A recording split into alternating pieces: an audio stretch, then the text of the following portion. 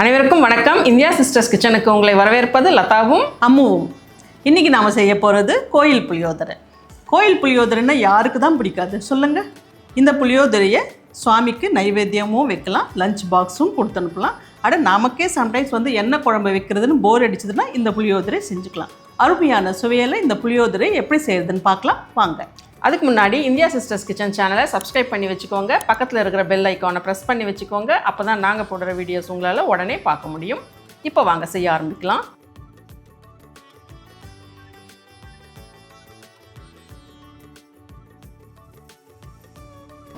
அரை கிலோ பச்சரிசியை சாதமாக வடித்து 1 table spoon நல்லெண்ணெயை கலந்து ஆற விட்டு வச்சுருக்கங்க. இது இருக்கட்டும்.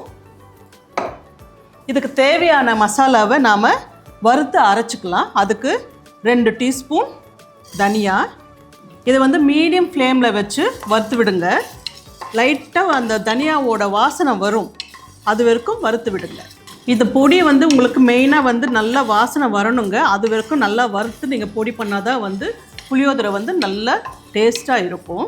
இப்போ லைட்டாக வாசனை வருதுங்க. இதில் 1 டீஸ்பூன் மிளகு, 4 காஞ்ச மிளகா இதையும் போட்டு லைட்டாக வறுத்துடுங்க. அதோட 2 டீஸ்பூன் கருப்பு எள்ளு இதையும் சேர்த்துக்கோங்க.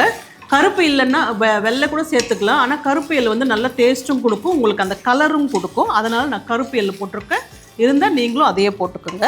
இப்போ பொரிஞ்சு வந்திருக்குதுங்க. இதோட 1/2 டீஸ்பூன் வெந்தயம், 1/2 டீஸ்பூன் பெருங்காயம் இதையும் போட்டு ஒரு கலந்து வறுத்து பிளேட்டில் போட்டு ஆற வச்சுக்கலாம்.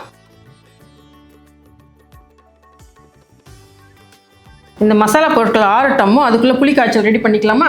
சரி. அதுக்கு ஒரு கடாயை வச்சு இதில் 8 டேபிள் ஸ்பூன் நல்லெண்ணெய் எடுத்துருக்கங்க. அதில் 7 டேபிள் ஸ்பூன் இப்போ விடுறேன். எண்ணெய் காயட்டும்.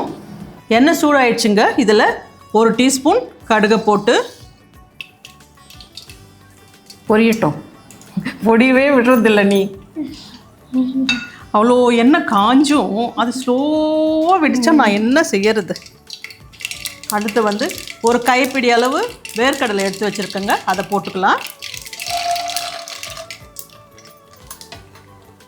வறுக்காத வேர்க்கடலைங்க இது. ஆமாம், இது கொஞ்சம் வறுபடட்டும். சிம்மில் வச்சே வறுத்து விடுங்க. இப்போது வேர்க்கடலை பாதி வெந்திருக்குங்க.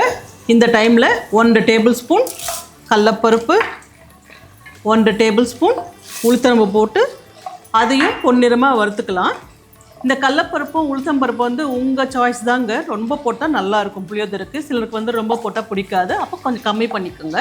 இப்போ நான் 1 டேபிள் ஸ்பூன் போட்டிருக்கேன். பருப்பெல்லாம் பொன்னிறமாக வறுத்தாச்சுங்க. அதில் 3 காஞ்ச மிளகா, நல்ல ஒரு கைப்பிடி அளவு கருவேப்பிலை போட்டு நல்லா வறுத்து அந்த பருப்பு கருவேப்பிலை எல்லாத்தையும் ஒரு பிளேட்டில் போட்டுக்கலாம். எதனால் இந்த பருப்பெல்லாம் எடுத்துடணும் அப்படிங்கிற? ஏன்னா நம்ம புளி தண்ணி ஊற்றுறோம் இல்லையா, அதோடு அது கொதிக்கிறப்ப என்னன்னா மெத்தமாக ஆகிடும், ஒரு மாதிரி ஆகிடும் அந்த பருப்பெல்லாம். அதனால நான் லாஸ்ட்டில் போட்டோன்னு வச்சுக்கோங்க, நல்லா கிறிஸ்பியாக நம்மளுக்கு மென்று சாப்பிட்றதுக்கு நல்லா இருக்கும். எடுத்துட்டுமா?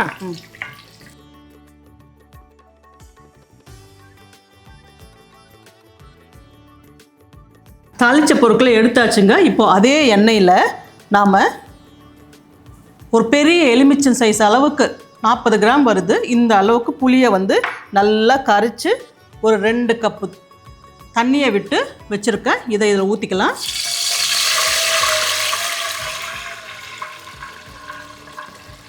அதோட 1 டீஸ்பூன் மஞ்சப்பொடி, 3 டீஸ்பூன் உப்பு இதை போட்டு நல்லா கலந்து கொதிக்க விடலாம்.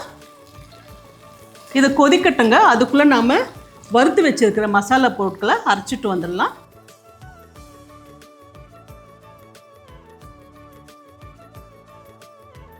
இப்போ புளிக்காய்ச்சல் நல்லா சுண்டி எண்ணெய்லாம் நல்லா மிதந்து வந்திருக்குங்க. இப்போது இதில் நாம் கொரகொரப்பாக அரைச்சி வச்சுருக்கிற மசாலாவை சேர்த்துக்கலாம். இதுக்கு கொஞ்சம் கொரகொரப்பாக அரைச்சா தான் நல்லா இருக்கும் புளியோதரைக்கு. இதை ஒரு கலக்கிட்டு அதோட நாம் வறுத்து வச்சுருக்கோம் இல்லைங்களா, அது எல்லாத்தையும் சேர்த்துக்கலாம்.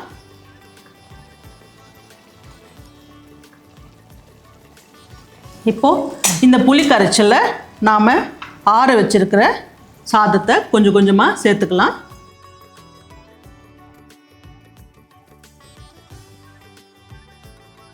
சாதம் போட்டு நல்லா ஒரு கலந்து விட்டு அதில் 1 டேபிள் ஸ்பூன் நல்லெண்ணெய் மேலே அப்படி விட்டு ஃப்ரெஷ் கருவேப்பிலை இதை நல்லா இப்படி தூவி இறக்கணுமுன்னா புளியோதரை ரெடி ஆகிடுச்சுங்க. இந்த ஃப்ரெஷ் கருவேப்பிலை வந்து நீங்கள் அப்படியே பச்சையாக போட்டிங்கன்னா நல்லா வாசனையாகவும் சுவையும் கொஞ்சம் எக்ஸ்ட்ராவாக நல்லா இருக்கும்.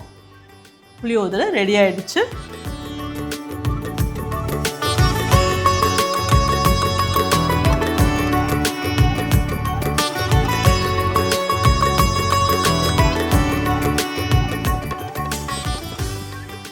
அருமையான புளியோதரை ரெடி ஆகிடுச்சுங்க. இதே மாதிரி நீங்களும் செஞ்சு பார்த்துட்டு எப்படி இருக்குன்னு கமெண்ட்ஸில் சொல்லுங்கள். இந்த வீடியோ உங்களுக்கு பிடிச்சிருந்ததுன்னா லைக் பண்ணுங்கள், ஷேர் பண்ணுங்கள், கமெண்ட் பண்ணுங்கள். இதே மாதிரி ஒரு நல்ல ரெசிபியோட அடுத்த வீடியோவில் பார்க்கலாம். நன்றி, வணக்கம்.